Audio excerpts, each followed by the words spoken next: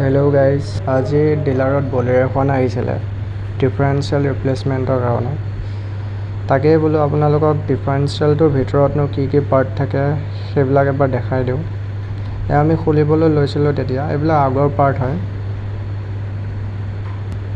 এয়া ডিফাৰেঞ্চিয়েলটো খুলি হৈ গ'ল।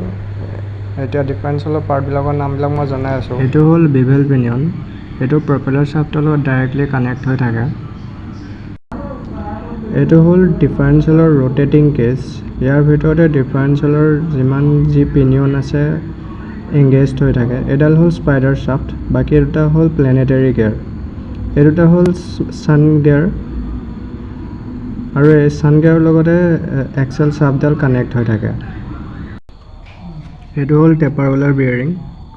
টেপাৰ হুইলাৰ বিয়েৰিংটো এনেকৈ ফিটিং হৈ থাকে। এখন হ'ল ক্ৰাউন হুইল। ক্ৰাউন হুইলৰ লগতে বিভেল পিনিয়নটো এইটো টাইপত কানেক্ট হৈ থাকে।